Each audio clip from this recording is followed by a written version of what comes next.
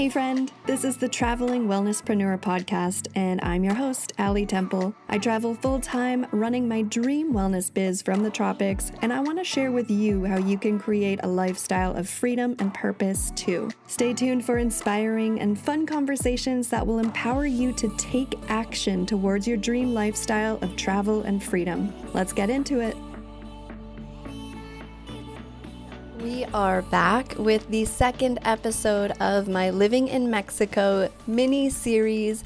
Today I am spilling the tea on all things Mexico City. Make sure you listen to the end. I also have a hilarious it's funny now, it wasn't so funny at the time, story about my luggage, the recent situation that happened in Mexico City with all of that, the lessons that I've learned. I'll be breaking down my experience in Mexico City over a recent month or so stint that I had there working remotely. And before we get to that, I've got a really exciting announcement for you. I know I've been mentioning this, kind of teasing you about this for a little while, so in case you haven't heard, the Liberate Your Life free virtual summit is happening this March 22nd to 24th. I have put together this summit of expert interviews from really well-established and experienced travelers around the globe. So if you are an entrepreneur and you've been considering traveling full-time or moving abroad and you would love some inspiration and some really valuable tips from the experts who have been doing that for decades, you've got to sign yourself up for this free summit. There will be expert interviews, like I said. I will also be going live in a private group with a new masterclass for each of the 3 days of the summit. I'll be helping you plan, prepare, and pursue traveling or moving abroad. There's a lot more to share with you about that in the coming weeks, but go ahead and head to the show notes now. Sign up to save your spot at the free virtual summit. It's happening March 22nd to 24th, and I can't wait to see you there. You can also follow me on Instagram to learn more about the summit speakers and what else is going on with the summit as we lead up to it in the coming weeks. All right, and now back to my Living in Mexico series. If you missed the last episode of this series, it was all about Playa del Carmen. So go back and listen to that one. Let me know what you think. And today we are talking all things Mexico City. I spent close to a month in Mexico City. It's where I rang in the new year of 2024, and this was my first time ever in Mexico City. Today I'm sharing some of my personal pros and cons list from my experience there and what I suggest you consider if you're thinking about coming to Mexico City for some work-life travel balance goodness. So some of the pros. Now again, I want to start off with walkability, and of course, Mexico City is such a vast city, and this is really neighborhood dependent, especially when it comes to safety, okay? I can only speak from my experience and some of the things I've heard elsewhere, but be sure to do your research. I was staying in the Roma area, Roma Norte. I felt super safe in that specific neighborhood. It was vibrant. It was comfortable as a foreigner. That was how I felt being there. Now, I don't think that you would necessarily feel that in every neighborhood. So like I said, just do your research and look into where you're going and be intentional with where you choose to stay. In this area, Condesa is also another one that you might hear of when you're doing research. They both felt really safe and lovely for me to walk around. There were amazing coffee shops and restaurants. The food was absolutely incredible, and we're talking all budgets, all tastes, the street food to the high-end restaurants. I did not have a bad meal in Mexico City, and another thing I love is that there are local markets all over the place. So we did a lot of local shopping and a good amount of cooking at home, because that is just one way, in my opinion, to keep your health up when you are traveling full time. Now, even though Mexico City is such a huge city, the city vibe didn't feel overcrowded or overwhelming for me. Again, neighborhood dependent, I'm sure. Some areas were definitely way busier than others. but especially for one of the biggest cities in the world, it felt to me quite charming and even quaint in some neighborhoods. A few more pros to the list. There was a great gym that I got a short-term membership at. One of my favorite things to find at a gym is a sauna and a steam room. I had that here, which was so nice because it is a pretty dry climate, and being there over New Year's in the beginning of the year, it was quite chilly. Like, it did warm up toward the end of my time there, but I definitely felt like I was bundling up compared to a lot of the places in the tropics that I'm used to staying in. So having that sauna and that steam room and a gym to get your sweat on was really, really helpful. I stayed at an Airbnb and it was a convenient location. I feel like the price was fairly reasonable for a big city. I definitely have been hearing in some of the Mexico City Facebook groups and elsewhere that prices have gone way up in the last couple of years. So again, like I said with Playa del Carmen, if you want a kind of more comfortable Western experience and you're going to these places that are becoming more and more popular for digital nomads and expats and those of us who want to travel and work, you're going to start to see more premium pricing, and that is really just the way it is in a lot of these places. Another thing I loved was that the locals were so friendly, and it was so cool and really refreshing to see the authentic connections and really the community-driven aspect all over the place in this city. I really felt, especially for a big city, I know me being from the West Coast of Canada and living in LA, like I certainly never felt that in Vancouver or LA or places like that in the cities where people really seem to be looking out for each other and genuinely neighborly. There are plenty of cultural and historical sites to check out in Mexico City. Like, there is no shortage.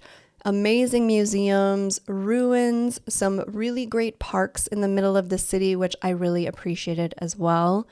And it is quite well set up for remote work. There's reliable internet, very easy to find, and a lot of other digital nomads or expats living and working from other countries all over Mexico City. So this really was kind of the Western comforts plus culture without the vacation vibes that I mentioned in Playa del Carmen. So that was definitely a win. Now let's look at the other side of the spectrum, because like I said before in the Playa del Carmen episode, I'm not complaining here. I just want to make sure that I'm sharing both sides to my experience so you can make an informed decision if this place is on your radar.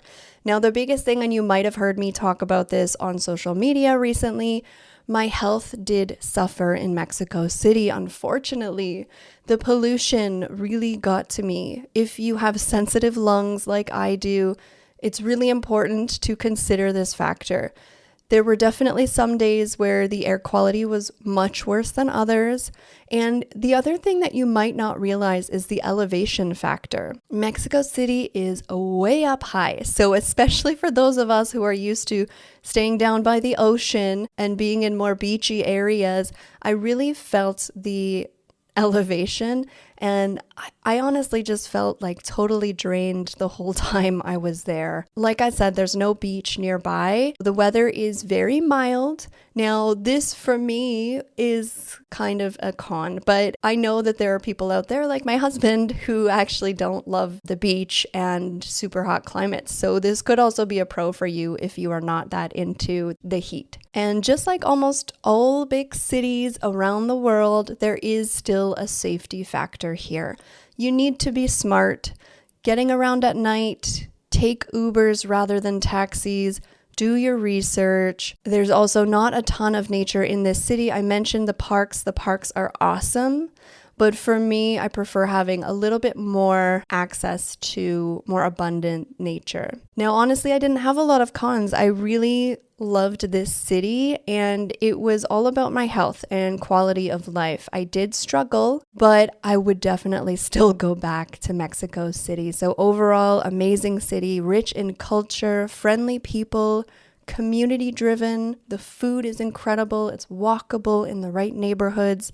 Just be careful of your health if you are sensitive like I am. Okay, now I want to share this quick story about my luggage and what happened in Mexico City. You might have seen a recent post on Instagram about this. Here's what happened. At the end of our Mexico City trip, my husband and I were flying to Puerto Vallarta. And we each had one checked luggage with us, okay? We used to share one checked luggage between us, but just really over the last few months, we've gotten a little bit bougier with our luggage. We added a second checked luggage that is really filled with all of our comforts that help us feel more at home wherever we are. So this is things like, for me, I do travel with a pillow. Judge all you want, it's a game changer. Of course, my yoga mat, my air purifier, and essential oils, which those things I was so relieved to have with me in Mexico City to help me get through the bad air quality at times. And even my hubby started bringing kitchen items. He's a big kitchen guy. You know, he likes a sharp knife when he's cooking. Imagine that. That is not easy to find at Airbnbs and short-term rentals. Okay, we'll come back to that in a moment. So before we boarded the plane in Mexico City to go to Puerto Vallarta, they called my husband's name at the counter and they asked him what was in his luggage. The staff was on the phone with someone else working at the airport at the time. We didn't really know why they were asking us this or what was going on. And when we checked in, we didn't pay attention to who was assigned which piece of luggage, right? We had 2 checked luggages and we're 2 people. That was really all we noticed. So when they asked him what was in his luggage, he started to list off items that were in the checked luggage, which happened to be the one that was connected to my name, not my husband's name. So the staff then said it was fine and we boarded the plane and we were like, that was kind of weird that they asked us that, but we got on the plane and we moved on with our lives. We get to PV and wouldn't you know it, one of our suitcases did not make the trip. It was not there for us to retrieve it at baggage claim. So we filed a report, this and that. You've probably been through this at some point in your life as well. We went on to our destination in Puerto Vallarta. And of course, this suitcase that went missing was the one with all of our travel comforts. And this was also the new suitcase that we recently added. And at this point, we didn't yet think to also add an air tag into this suitcase like we had in our other checked luggage. Now, a little sidebar here, we were flying with Viva Aerobus, and I don't want to sound like I'm just throwing them under the bus, but I have to tell you, this is a small local Mexican airline. If you are flying local in Mexico and you have the option to fly with them, please don't fly with them. I'll spare you all of the details. You can message me in the Traveling Wellnesspreneurs Facebook group if you have questions or want more info on that. I just do not recommend them. At this point, we realized that since the kitchen knife was in the luggage that went missing, we started to come to our own conclusion that security must have pulled that luggage off to the side for questioning because we had this new kitchen knife in it. And, you know, knives are not something that you really should be traveling Mexico with, I guess. So this was our own conclusion that we came to. We figured this must have been the problem. We didn't let them know that we had the kitchen knife in it, and they pulled the luggage off to the side, and it just never made it onto the plane. So every day for the next over 2 weeks, we would call the airline, Viva Aerobus, and ask for an update. We had filed a report. We kept filing new reports because they couldn't find the last ones. They never had an update for us. They told us to call the airport. We called the airport. The airport told us to call the airline. You can see where this is going. The airline just kept saying they were trying to contact the airport, but they weren't getting through every single day for like 15 days. Eventually, my hubby decided to get to the bottom of this and to fly back to Mexico City and get his own answers. Thank goodness that he did that. So he flew back to Mexico City from Puerto Vallarta. He was determined to get some answers. He found his way to the chief of security in the Mexico City airport, and the luggage was found within 2 hours of him being there. And guess where it was found? Germany. So the Mexico City security pulled the security footage from the day that we had checked in there over 2 weeks ago.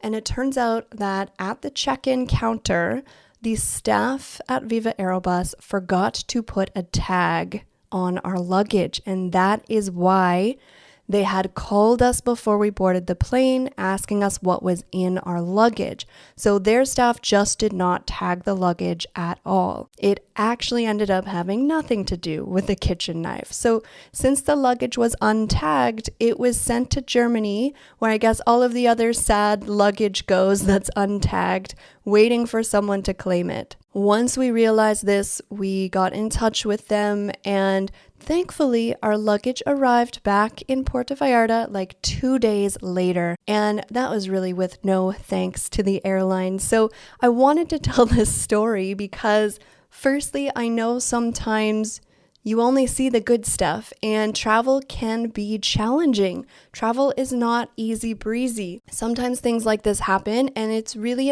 a learning opportunity for us, especially since we've been traveling for over 3 years nonstop. I've been mentioning a little bit lately, but we're getting tired. We've been moving around a lot in the past 12 months, and as you can tell, we made some mistakes with this trip, and I share this story with you so that maybe you can make better decisions than I did when you are traveling. So the lesson that I learned from this was, 1, use air tags in all of your checked luggage. Sidebar, literally yesterday we just went and bought a 4-pack of air tags. So now we have 5 of them, which I don't think we need, but hey, I would rather have more than not enough. Also, know what's in your luggage and be present in the airport. Double check that your luggage gets tags when you check in, even if it's not your job. Better safe than sorry. Or if you can, travel with a carry-on. That is how we started this adventure over 3 years ago. We only had carry-ons. You know, things have changed since then, and we are getting ready to start a much slower travel experience, so it makes sense to have more stuff with us now that most of our really short-term travel is in the past for now. All right, so I would love to hear from you. Pop into the Traveling Wellnesspreneurs Facebook group and let me know what you thought about this story, if you've ever been through something similar, and be sure to get yourself signed up for the Liberate Your Life free virtual summit. You can do that in the show notes right now. I've got one more episode coming up in this Living in Mexico series. I'll be chatting with you about Puerto Vallarta. Stay tuned for that. And I'll see you in the Traveling Wellnesspreneurs Facebook group. Until then, travel well. That's it for now. Thanks so much for joining me. And until next time, let's stay connected. Follow me on Instagram at Ali Temple Yoga. Join us in the Traveling Wellnesspreneurs Facebook group. And if you enjoyed this episode, please take a minute to subscribe, rate, and review the podcast. See you next time.